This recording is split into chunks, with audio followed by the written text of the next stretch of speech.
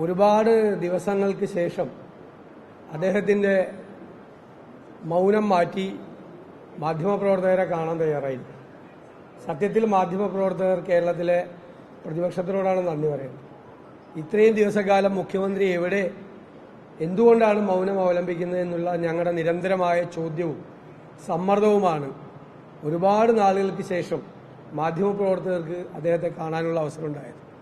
1 മണിക്കൂർ 40 മിനിറ്റാണ് അദ്ദേഹം പത്രസമ്മേളനം നടത്തിയത്. അദ്ദേഹം പറഞ്ഞ ആദ്യത്തെ 58 മിനിറ്റിൽ 53 മിനിറ്റും സംസാരിച്ചത് മാധ്യമങ്ങൾക്കെതിരെയാണ്. മാധ്യമങ്ങൾക്കെതിരായി അദ്ദേഹം ഒരു കേസുണ്ടാക്കി, അദ്ദേഹം തന്നെ വിചാരണ നടത്തി, അദ്ദേഹം തന്നെ ശിക്ഷ വിധിച്ച് നിങ്ങളെ എല്ലാവരെയും തൂക്കിക്കൊല്ലാൻ വേണ്ടി തീരുമാനിച്ചിരിക്കുകയാണ്. കേസെടുക്കുമെന്ന് ഭീഷണിപ്പെടുത്തിയിരിക്കുകയാണ്. ഇനി എല്ലാവരും വ്യാജ വാർത്തകൾ കേരളത്തിലെ മാധ്യമങ്ങൾ പ്രചരിപ്പിക്കുന്നു എന്നുള്ള ആരോപണമാണ് മുഖ്യമന്ത്രി ഉന്നയിച്ചത്. വ്യാജ വാർത്തകൾ പ്രചരിപ്പിച്ചതിന് കേരളത്തിൽ കേസെടുക്കണമെങ്കിൽ ആദ്യം കേസെടുക്കേണ്ടത് ദേശാഭിമാനി പത്രത്തിനെതിരായിട്ടാണ്.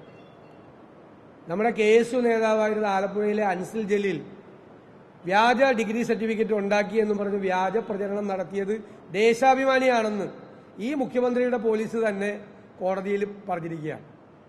മാത്രമല്ല, ചാരക്കേസ് തുടങ്ങി വെച്ചത് ഞങ്ങളാണ് എന്ന അഭിമാനത്തോടു കൂടി പറഞ്ഞ പത്രമാണ് ദേശാഭിമാനി. ഏറ്റവും വലിയ കള്ളപ്രചരണമാണ് ചാരക്കേസിന്റെ പേരിൽ നടത്തിയത് എന്ന് പിന്നീട് വ്യക്തമാക്കി. മോൻസൺ മാവുങ്കലിന്റെ വ്യാജ ചെമ്പോലയ്ക്ക് അതിന് ആധികാരികത ഉണ്ടാക്കി കൊടുത്ത പത്രം ദേശാഭിമാനിയാണ്. അവസാനം എന്തെല്ലാം കാര്യങ്ങളാണ് ദേശാഭിമാനി പറഞ്ഞിരിക്കുന്നത്. മനോരമയുടെ ചീഫ് എഡിറ്ററായിരുന്ന അദ്ദേഹത്തെ KM മാത്യു സാറിനെതിരായിട്ട് അദ്ദേഹത്തിന്റെ പേരിൽ ഒരു വ്യാജ കത്തുണ്ടാക്കി പ്രചരിപ്പിച്ച പത്രമാണ് ദേശാഭിമാനി. മുഖ്യമന്ത്രി ആരുടെയൊക്കെ പുസ്തകം വായിച്ചല്ല ഇതിൻ്റെ ഇടയിൽ. മുഖ്യമന്ത്രി ബെർലിൻ കുഞ്ഞനന്ദൻ നായരുടെ പുസ്തകം കൂടി ഒന്ന് വായിക്കണം. അതിൽ മുഖ്യമന്ത്രിയെക്കുറിച്ചും മുഖ്യമന്ത്രിയുടെ ഓഫീസിൽ ഇപ്പോഴും ഇരിക്കുന്ന പലരെക്കുറിച്ചും വ്യാജ വാർത്ത ചമച്ചവരെ കുറിച്ചുമൊക്കെ ബെർലിൻ കുഞ്ഞനന്ദൻ നായരുടെ പുസ്തകത്തിൽ വളരെ വ്യക്തമായിട്ട് പറയുന്നുണ്ട്. യഥാർത്ഥ ചോദ്യങ്ങൾക്കൊന്നും മുഖ്യമന്ത്രി മറുപടി പറയുന്നില്ല. മുഖ്യമന്ത്രി ഒളിച്ചു കളിച്ചു. ഇന്ന് യഥാർത്ഥത്തിൽ ഏത് കേസിലാണ്?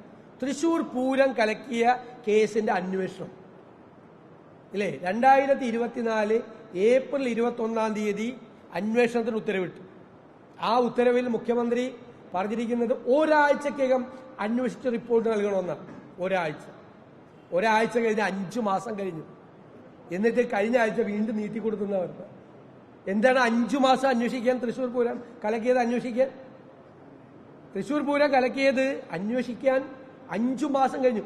ഒരാഴ്ചക്കകം റിപ്പോർട്ട് തരണം എന്ന് കേരളത്തിന്റെ ആഭ്യന്തര വകുപ്പിന്റെ ചുമതലയുള്ള മുഖ്യമന്ത്രി ആവശ്യപ്പെട്ടിട്ട് 5 മാസം കഴിഞ്ഞിട്ട് റിപ്പോർട്ട് കൊടുത്തില്ലെങ്കിൽ എന്തിനാണ് മിസ്റ്റർ പിണറായി വിജയൻ നിങ്ങൾ ആ കസേരയിലിരിക്കുന്നത്? എന്തിനാണ്? നിങ്ങൾ ആഭ്യന്തര വകുപ്പെങ്കിലും ഒഴിഞ്ഞു കൊടുക്കുക. നിങ്ങളെ കൊണ്ട് പോലീസിനെ നിയന്ത്രിക്കാൻ പറ്റില്ല. നിങ്ങൾ വിചാരിച്ചാൽ ഒരു റിപ്പോർട്ടും കിട്ടില്ല എന്ന് പറയാമോ? അതോ ഈ തൃശൂർ പൂരം കലക്കിയത് യഥാർത്ഥത്തിൽ അന്വേഷിച്ചാൽ മുഖ്യമന്ത്രി ഉൾപ്പെടെയുള്ള ആളുകൾ പ്രതികളാകും എന്നുള്ള ഭയം കൊണ്ടാണോ ഈ കേസ് അന്വേഷിക്കായിരുന്നത്? ഏറ്റവും പ്രധാനപ്പെട്ട ഗൗരവത്തോടുകൂടി കാണുന്നു പൂരം കലങ്ങിയത്. അതുകൊണ്ട് ആ സംഭവത്തെക്കുറിച്ച് അന്വേഷിക്കും എന്ന് പറഞ്ഞിട്ട് ഒരാഴ്ച എന്ന് പറഞ്ഞിട്ട് 5 മാസം കഴിഞ്ഞു. ഇപ്പോഴും കഴിഞ്ഞ ആഴ്ച നീട്ടിക്കൊടുത്തു എന്നാണ് മുഖ്യമന്ത്രി പറയുന്നത്. ഒരന്വേഷണവും നടക്കുന്നില്ല എന്ന് ഹെഡ്ക്വാർട്ടേഴ്സിലെ സത്യസന്ധനായ ഒരു ഉദ്യോഗസ്ഥൻ റൈറ്റ് ടു ഇൻഫർമേഷൻ ആക്ട് അനുസരിച്ചുള്ള മറുപടി കൊടുത്തപ്പോൾ അദ്ദേഹത്തെ ബലിയാടാക്കി, അദ്ദേഹത്തെ സസ്പെൻഡ് ചെയ്തു. അയാളെ വെച്ചുകൊണ്ട് അന്വേഷണം നടത്താൻ പാടില്ല എന്നാ പറയുന്നത്. ADGPയെ വെച്ചുകൊണ്ട് അന്വേഷണം നടത്താം. ADGPക്കെതിരായിട്ട് ഗുരുതരമായ ആരോപണങ്ങൾ വന്നപ്പോൾ ആ ADGPക്കെതിരായിട്ട് അദ്ദേഹത്തെ അതേ സ്ഥാനത്തിരുത്തിക്കൊണ്ട് അന്വേഷണം നടത്താം. എന്തായാലും തന്റെ പാർട്ടിയിലെ രാഷ്ട്രീയ എതിരാളികൾക്ക് ഇന്ന് മുഖ്യമന്ത്രി ഒരു മറുപടി കൊടുത്തിരിക്കുക. എന്താ മറുപടി? അദ്ദേഹത്തിനെതിരായി ആരോപണം ഉന്നയിച്ച ഭരണകക്ഷി MLA വിശ്വസിക്കാൻ കൊള്ളില്ലാത്ത ആളാണ്. അപ്പൊ ആ ഭരണകക്ഷി MLAയുടെ പുറകിൽ നിന്ന ആളുകൾക്കാണ് മുഖ്യമന്ത്രിക്കെതിരായി നടന്ന പാർട്ടിയിലെ പോരാട്ടത്തിൽ മുൻപിൽ ആ ഭരണകക്ഷി MLA നിർത്തിയ ആളുകൾക്ക് കൊടുത്തിരിക്കുന്ന മറുപടിയാണ്. അയാളെ വിശ്വസിക്കാൻ കൊള്ളില്ല. അയാൾ 5 മിനിറ്റ് എന്നോട് സംസാരിച്ചിട്ട് അരമണിക്കൂർ എന്നെ കണ്ടു എന്നും മാധ്യമപ്രവർത്തകരോട് പറഞ്ഞു. പിന്നെ ഫോൺ സംഭാഷണം ചോർത്തുന്നു, പൊതുപ്രവർത്തകത്തിന് ചേരാത്ത മട്ട് നിരവധി ദിവസമായി മാധ്യമങ്ങളോട് അതും ഇതും പറയുന്നു. പിന്നെ ഒരു ഗുരുതരമായ ആരോപണം കൂടി ഉന്നയിച്ചു. മലപ്പുറം കോഴിക്കോട് എയർപോർട്ടുമായി ബന്ധപ്പെട്ട് സ്വർണം പോലീസ് പിടിച്ചപ്പോൾ ഈ സ്വർണം കള്ളക്കടത്തുമായി ബന്ധപ്പെട്ട ഒരുപാട് പേർക്ക് വേദനിച്ചു, പ്രയാസപ്പെട്ടു. അവർ കൂടി ഇതിന്റെ പുറകിലുണ്ടെന്നാണ് പറയുന്നത്. ആരാണെന്ന് വളരെ വ്യക്തമാണപ്പോൾ. മുഖ്യമന്ത്രി ഭരണകക്ഷിയിലെ MLA-ക്കെതിരെ തന്നെ തിരിച്ച ആരോപണം ഉന്നയിക്കുകയാണ്. ഞങ്ങൾക്ക് മുഖ്യമന്ത്രിയോട് ചോദിക്കാനുള്ളത്, മുഖ്യമന്ത്രി പറയുന്നത് ശരിയാണ് എങ്കിൽ ഭരണകക്ഷി MLA-ക്കെതിരെ നടപടിയെടുക്കാൻ നിങ്ങൾ തയ്യാറുണ്ടോ? എന്നിട്ട് അയാൾ പണ്ട് കോൺഗ്രസ് ആയിരുന്ന പറയുന്നത്, അയാളിപ്പോഴും കോൺഗ്രസിന്റെ സ്വഭാവമാണ് കാണിക്കുന്നതെങ്കിൽ എന്തിനാണ് അയാളെ വെച്ചുകൊണ്ടിരിക്കുന്നത്? അയാളെ വിശ്വസിക്കാൻ കൊള്ളില്ലാത്ത ആളാണ്. അയാൾ പറഞ്ഞത് തെറ്റാണെങ്കിൽ അയാൾ പറഞ്ഞ പകുതി ഭാഗം അന്വേഷിക്കുക.